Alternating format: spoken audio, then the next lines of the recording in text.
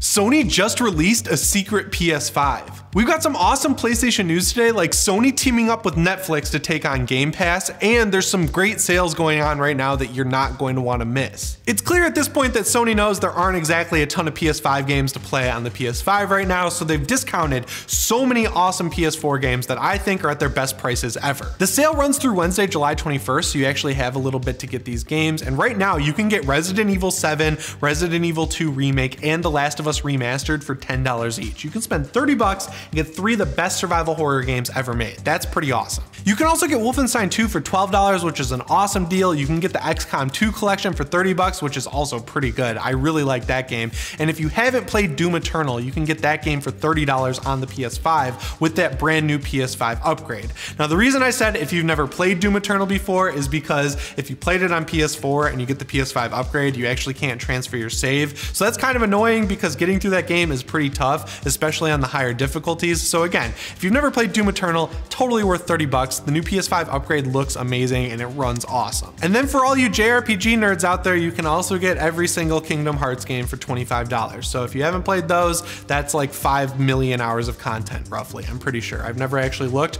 at how long a Kingdom Hearts game is, but just judging by the fact that it's Final Fantasy mixed with Toy Story, I feel like those are pretty long games. The article where I got this info lists all the games I already mentioned, plus a couple others like Dreams, and their total savings on all of the games they list, which are on screen right now, is like 350 bucks, which is like halfway or more to the cost of a PS5, depending on which one you get, and not including the ones you would get from a scalper, because those are way more expensive. Let's talk about Netflix and PlayStation teaming up. So at this point, it should be common knowledge that Netflix wants to get into the gaming world. They've released video games based on their biggest IPs like Stranger Things. That game came out on the Nintendo Switch. They also have Minecraft Story Mode, which is a Telltale adventure game up on Netflix right now, and you can go and play it whenever you want. But it looks like they're gonna be making a much bigger swing very soon. So not only did they just hire an ex-EA/Oculus vice president, they also have some stuff hidden in the Netflix files that a data miner named Steve Moser was able to dig up that references PlayStation very directly. So the first thing Moser found on Netflix's back end is of course the name of what their service is going to be, which right now is called Endgame, which is weird because it reminds me of N-Gage, which is that old Nokia phone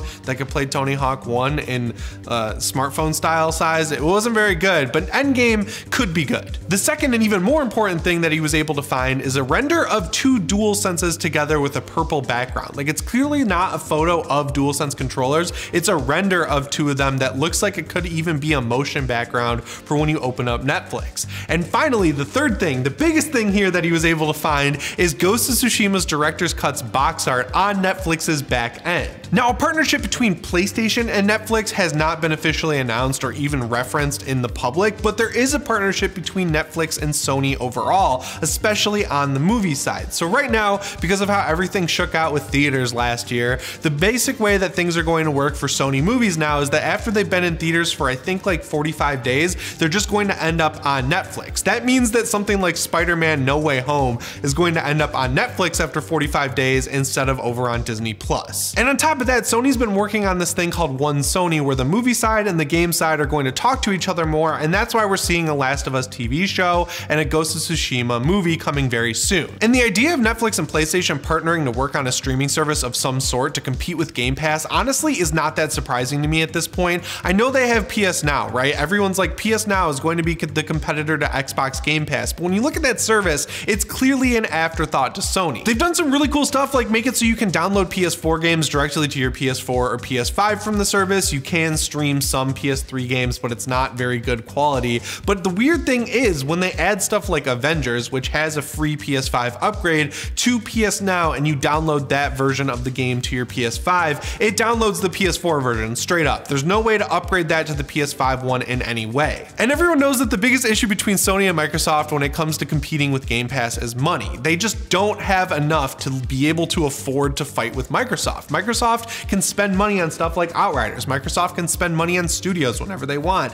They can buy Bethesda for like $7 billion. Sony cannot not compete with them at all on that front as much as it sucks. So partnering up with Netflix, a big company that has great streaming tech and can get their games in front of people's eyes, and then they split the revenue they make by having this streaming service, it just makes so much more sense. Because if I'm Sony and I want to do this myself, there's a ton of R&D, there's a ton of time that would be needed and a ton of money that would be needed to generate a service that could compete what's going on over at Microsoft, right? So if I can partner with Netflix, who I've already partnered on with movie releases, and just skip the line, skip all that time, skip all that energy, skip all that money, that seems like a smart play. And it's actually something we've seen Sony do before with Spotify. Back when the PS4 came out, they partnered with Spotify to make an app called PlayStation Music, which was literally just Spotify on your PS4 that could play over games like Destiny, and that was awesome. People really like to see Sony being a high-profile brand and turning PlayStation into a brand that can partner with other huge brands like Netflix and Spotify. And this is another great way to compete with Game Pass in the sense that when you get Game Pass, you're not just getting Game Pass. You're getting Game Pass, you're getting Xbox Live Gold, you're getting games with gold, all of that extra stuff rolled in. But some of the other stuff they've been able to do is give you something like 3 months of Spotify, or a few months of Discord Nitro, or a few months of Disney Plus. If Sony is partnering with Netflix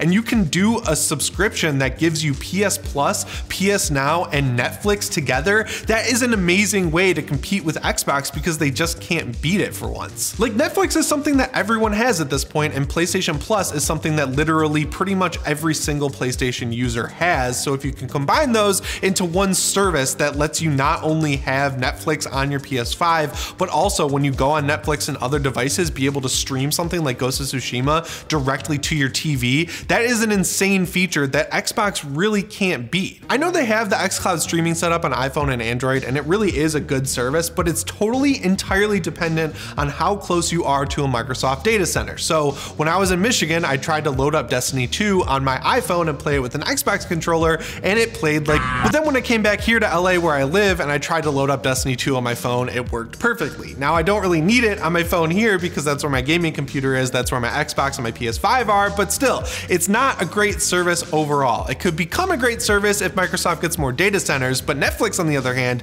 they're already established. They already know they can stream games over Netflix because they're literally doing it. So if Sony, all they have to do is just say, yeah, you can put our first party stuff like The Last of Us Part 2, Ghost of Tsushima, Returnal, anything you want on the service, and then bundle it all together. That is gonna be really cool. And I honestly don't even think this is a thing that couldn't happen. It just seems like real when you think about it. You know, like when you think about Netflix and Sony coming together when they already are having a partnership together to do gaming stuff on top of the movie stuff they're already doing, it just makes sense. And that's really cool. Obviously, this is all background information right now, like it's all rumors and speculation and conspiracy theory stuff, but this guy Steve Moser has leaked some stuff before, like this boss who's going from EA/Oculus over to Netflix. So I feel like he's probably a pretty trustworthy source. Like the files are on Netflix's back end, right? It's all there. So I feel like this is much more real than a lot of people are assuming. Speaking of bizarre stuff that's happening behind the scenes over at PlayStation though, it looks like Sony has just secretly released a brand new digital PS5. The reason people know about it is that they filed a patent that basically shows everything that's changed about it, but it doesn't exactly show what's changed on the internal side. All we really know about this new secret digital PS5 is that it's 0.7 pounds lighter than the current digital PS5, and the little screw that you use to move the stand from the like vertical stance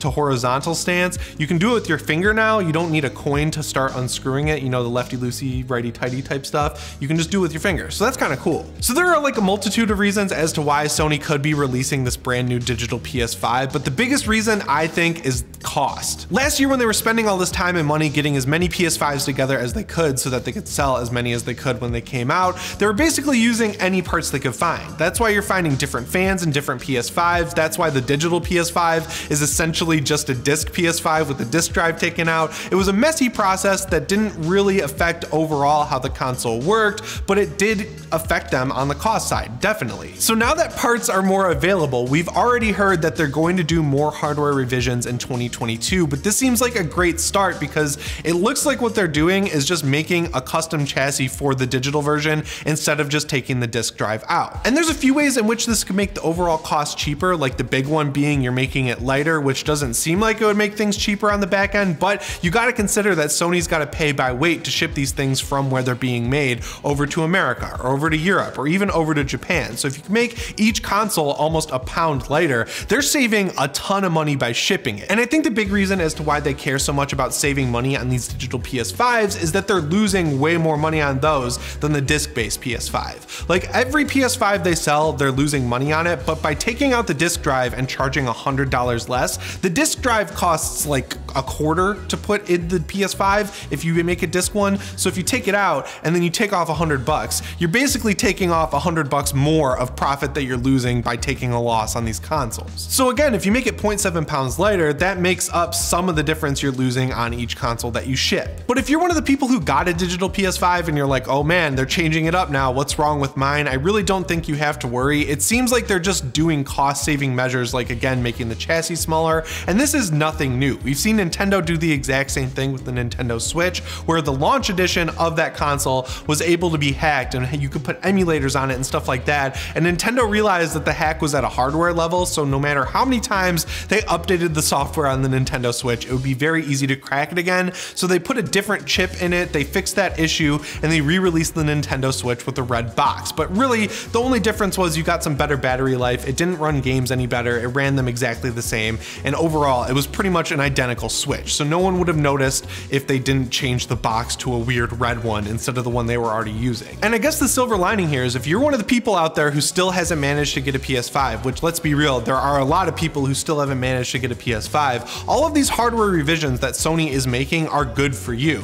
They're looking at what they already have and they're saying, maybe one fan is better than the other. So now that parts are more available, we're going to use the better fan in both PS5s. Or maybe this chassis is a little bit more rigid and it's not going to break as easily or bend as easily when the console falls over because we left a space in the digital model for where a disc drive should go. And they're looking at their console and making all of these minor changes to make it last longer and be better overall. So if you don't get one, the longer you wait, the better the console you eventually get will probably be. And then in like 2 years when you still haven't been able to get one, they'll have the PS5 Slim and the cycle will start all over again. But yeah, knowing that they're going to keep making revisions, it seems like it's confirmed at this point that the one that's coming in 2022 is not going to be a physical one that you can actually see. It's probably just going to be making the process of making a PS5 much more efficient, which again is good. Because if Sony is making money on the PS5, they're going to keep making games for the PS5, and the PS5 is like the best-selling console in the US of all time at this point, so I feel like we have nothing to worry about. Sony, please keep making more games for the PS5. We need more. It's been a while. Ratchet & Clank was great. Returnal was great. We need more games. Anyway, guys, that's all the PlayStation news I have for you today. Make sure you let me know what you think of all of it down in the comments below. And remember, if you want to stay PS ready, subscribe and set your notifications to all. As always, guys, my name is Jimmy Champagne, and I'll see you in the next one. Thanks for watching.